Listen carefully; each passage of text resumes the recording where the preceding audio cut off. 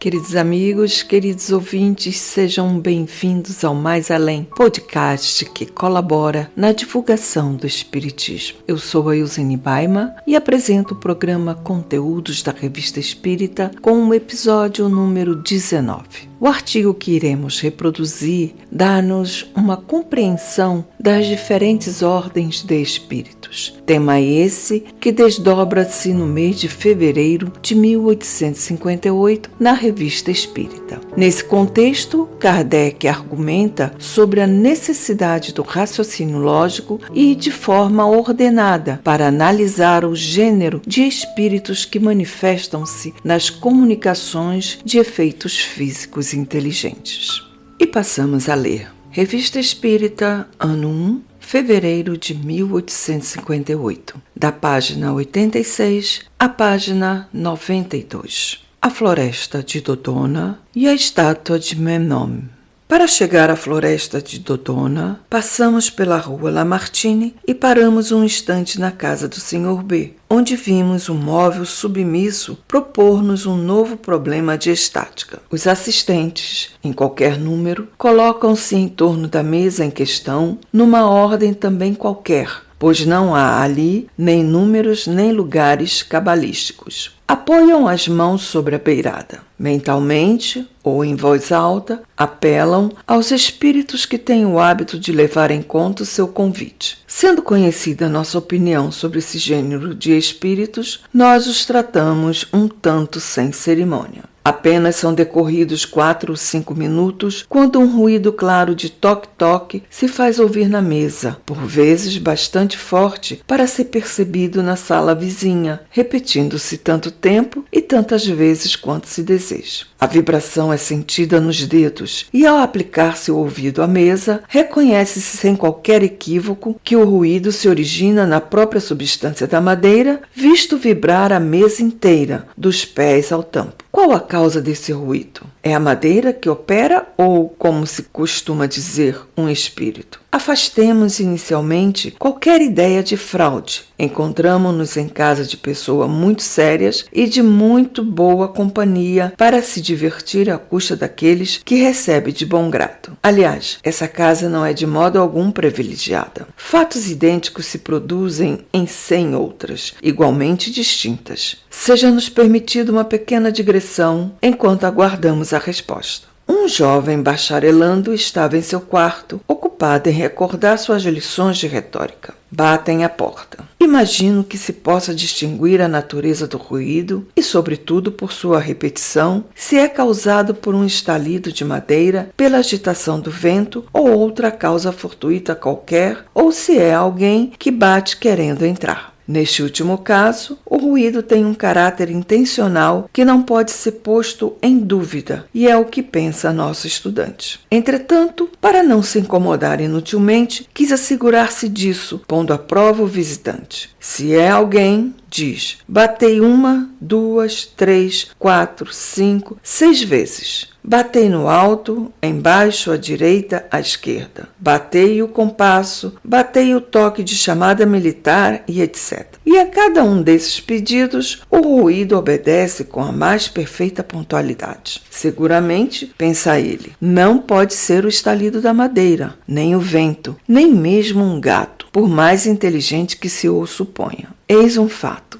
Vejamos a que consequências nos conduzirão os argumentos silogísticos. Raciocina, então, da seguinte forma. Ouço um ruído, logo é alguma coisa que o produz. Esse ruído obedece ao meu comando, portanto, a causa que o produz me compreende. Ora, o que compreende tem inteligência. Portanto, a causa desse barulho é inteligente. Se é inteligente, não é a madeira, nem o vento. Se não é nenhum nem outro, é alguém. Então foi abrir a porta. Vê-se que não é preciso ser doutor para chegar a essa conclusão. E julgamos nosso aprendiz de bacharel bastante aferrado aos seus princípios para deduzir o seguinte. Suponhamos que ao abrir a porta não encontre ninguém e o ruído continua exatamente da mesma maneira. Ele prosseguirá o seu raciocínio. Acabo de provar a mim mesmo, sem contestação, que o ruído é produzido por um ser inteligente, visto responder ao meu pensamento. Ouço sempre esse ruído diante de mim, e é certo que não sou eu quem bate. É, pois, outro. Ora, se não vejo esse outro, é porque é invisível. Os seres corporais que pertencem à humanidade são perfeitamente visíveis. Sendo invisível o que bate, não é um ser corporal humano. À vista disso, desde que chamamos de espíritos os seres incorpóreos, e não sendo corpóreo o ser que bate, há, pois, de ser um espírito. Julgamos perfeitamente lógicas conclusões de nosso estudante. Apenas aquilo que demos como suposição é uma realidade no que concerne às experiências feitas na casa do Sr. B. Acrescentaremos que era desnecessária a imposição das mãos e que todos os fenômenos se produziram igualmente bem, ainda que a mesa estivesse livre de qualquer contato. Assim, conforme o desejo expresso, os golpes faziam-se ouvir na mesa, na parede, na porta e em outros lugares designados verbal ou mentalmente. Indicavam a hora, o número de pessoas presentes. Batiam o avanço, o toque de chamada militar, o ritmo de uma área conhecida. Imitavam o trabalho do tanoeiro, o rangido da serra, o eco, as rajadas de tiros isolados ou de pelotões e muitos outros efeitos que seria cansativo descrever. Foi-nos dito terem ouvido imitar, em certo círculo, o sibilar do vento, o sussurro das folhas, o ribombar do trovão, o marulho das vagas, o que nada tem de surpreendente. A inteligência da causa tornava-se patente quando, por meio desses golpes, eram obtidas respostas categóricas a determinadas questões. Ora, é a essa causa inteligente que chamamos, ou melhor, dizendo, que chamou-a a si mesma espírito. Quando esse espírito queria dar uma comunicação mais desenvolvida, indicava por meio de um sinal particular que desejava escrever. Então o médio escrevente tomava o lápis e transmitia por escrito seu pensamento. Entre os assistentes, não falando dos que estavam em volta da mesa, mas de todas as pessoas que enchiam o salão, havia incrédulos autênticos, semicrentes e adeptos fervorosos, mistura pouco favorável, como se sabe.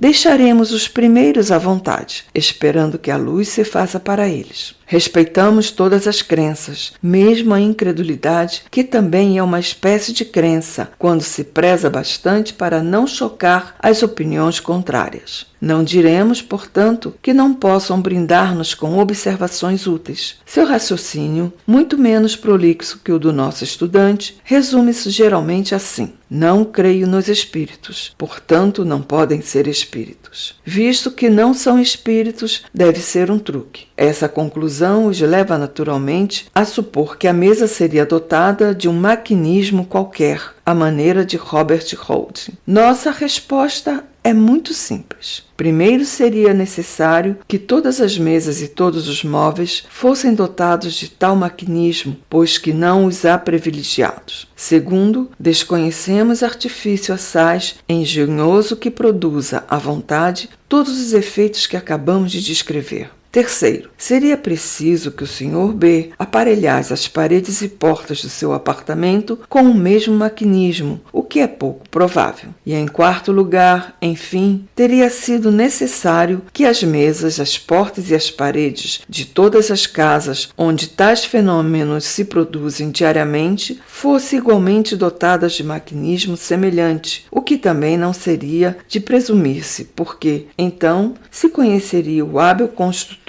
de tantas maravilhas. Os semicrentes admitem todos os fenômenos, mas estão indecisos quanto à sua causa. Nós o mandamos de volta aos argumentos do nosso futuro bacharel. Os crentes apresentam 3 matizes bem característicos: os que nas experiências não veem mais que uma diversão e um passatempo, e cuja admiração se traduz por estas palavras ou seus análogos. É espantoso, é singular, é bem engraçado. Mas não vão além disto. Em seguida, vêm as pessoas sérias, instruídas, observadoras, a quem nenhum detalhe escapa e para as quais as menores coisas constituem objeto de estudo. Finalmente, vêm os ultracrentes, se assim nos podemos exprimir, ou melhor dizendo, os crentes cegos, os que se pode censurar pelo excesso de credulidade, cuja fé, não suficientemente esclarecida, dá-lhes tal confiança nos espíritos a ponto de lhes emprestarem todos os conhecimentos, a presciência, sobretudo. Assim, é com a melhor boa-fé do mundo que fazem perguntas sobre todos os assuntos, sem lhes passar pela mente que teriam obtido as mesmas respostas de uma cartomante a quem pagasse algumas moedas. Para eles, a mesa falante não é matéria de estudo ou de observação, é um oráculo.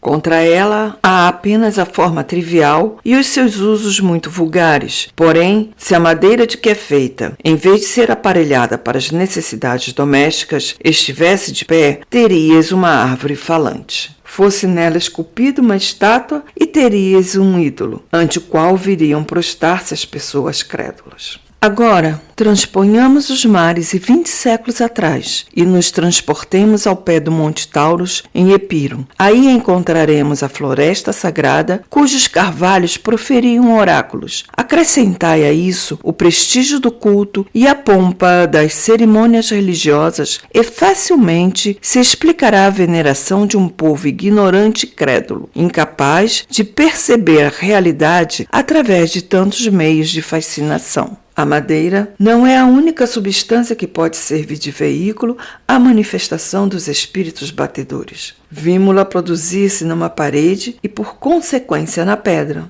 Temos, pois, desse modo, as pedras falantes. Representem essas pedras uma personagem sagrada e teremos a estátua de Minom ou a de Júpiter Amon, proferindo oráculos como as árvores de Dodona. É verdade que a história não nos diz que esses oráculos eram proferidos por pancadas, como vemos em nossos dias. Na floresta de Dodona, resultavam do sibilar do vento através das árvores, do sussurro das folhas ou do murmúrio da fonte que jorra ao pé do carvalho consagrado a Júpiter. Disse que a estátua de Minom emitia sons melodiosos aos primeiros raios do sol. Mas também a história nos diz, como teremos ocasião de demonstrar, que os antigos conheciam perfeitamente os fenômenos atribuídos aos espíritos batedores. Ninguém duvida de que nisso repouse o princípio de sua crença na existência de seres animados nas árvores, nas pedras, nas águas e etc. Mas, desde que tal gênero de manifestação foi explorado, as batidas já não eram suficientes. Os visitantes eram muito numerosos para que a cada um se pudesse oferecer uma sessão particular, que teria sido, aliás, muito simples. Era preciso prestígio, e contanto que enriquecessem o templo com suas oferendas, tais despesas deviam ser providas. O essencial era que o objeto fosse olhado como sagrado e habitado por uma divindade. Desde então, podia-se fazê-lo dizer aquilo que se quisesse, sem se precisar tomar tantas precauções. Disse que os sacerdotes de Minon usavam de fraude. A estátua era oca e os sons que emitia eram produzidos por algum processo acústico. Isso é possível e mesmo provável. Até os espíritos batedores, que em geral são menos escrupulosos do que os outros, nem sempre estão, como nos disseram, à disposição do primeiro que chegar. Tem sua vontade, suas ocupações, suas susceptibilidades e nenhum gosta de ser explorado pela cupidez. Que descrédito para os sacerdotes se não fizessem falar o seu ídolo de modo convincente. Seria preciso suprir seu silêncio e, se necessário, forçar uma ajuda. Aliás, era muito mais cômodo do que se dar a tanto trabalho, bastando formular a resposta conforme as circunstâncias. O que vemos hoje em dia não é prova menos evidente de que, a despeito disto, tinham por princípio o conhecimento das manifestações espíritas, razão porque dissemos que o espiritismo moderno é o despertar da antiguidade, porém da antiguidade esclarecida pelas luzes da civilização e da realidade. Queridos amigos, queridos ouvintes, sem o raciocínio lógico, a exemplo do estudante, colocamos em causa a veracidade dos fenômenos físicos. E ainda, Kardec diz que, para a obtenção da comunicação nas reuniões mediúnicas, basta a vontade e o pensamento para ligarmos-nos aos espíritos. O Mais Além encerra mais esse episódio e agradece o apoio na divulgação da doutrina espírita. Fiquem com um enorme abraço, com votos de luz e paz, e até breve.